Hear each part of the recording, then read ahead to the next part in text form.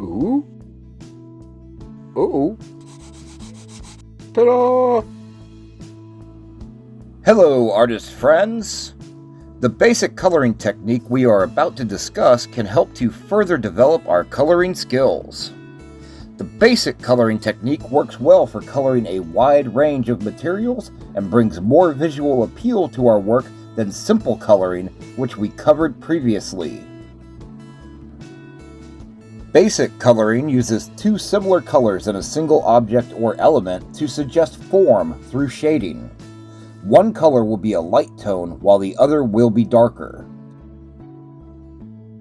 In this example, we're using light blue and dark blue. We can also choose to leave a white center or highlight for a glossy, shiny, or glowing appearance.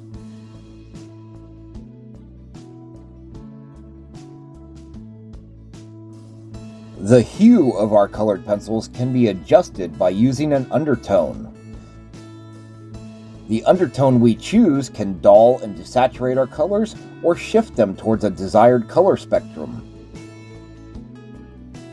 Here, we are using a black undertone, which darkens and dulls the blues.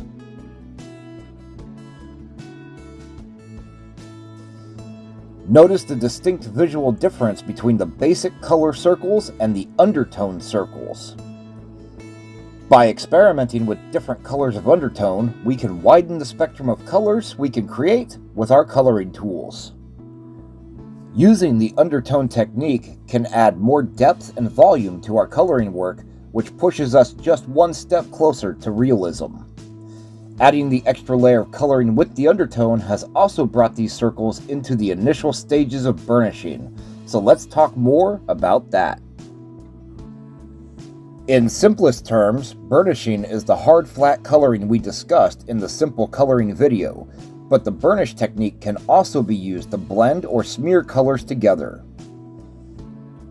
We will start by applying the burnish technique to these two circles in order to see what effect it has on our coloring.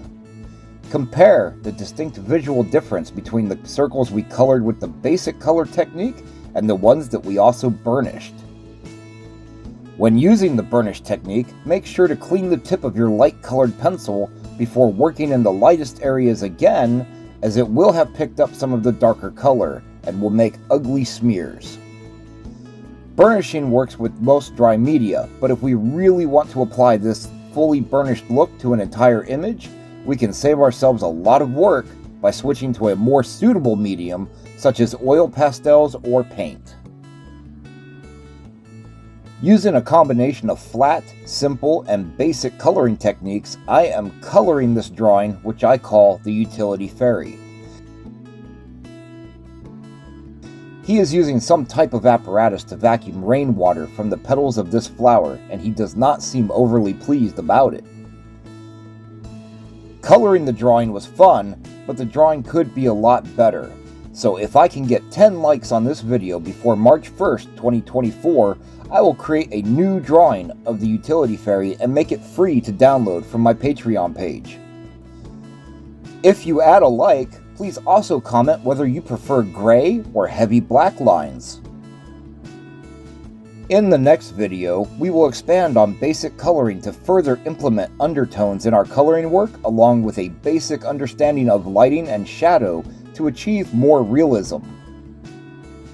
If these videos are helping to improve your understanding of coloring techniques, please like, subscribe, and share.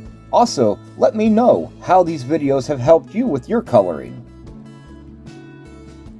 My fantasy coloring book features 32 pages of original black and white fantasy line art to color and is available in print or digital format in my Etsy store.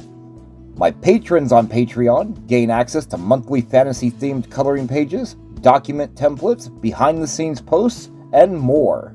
Until next time, happy coloring!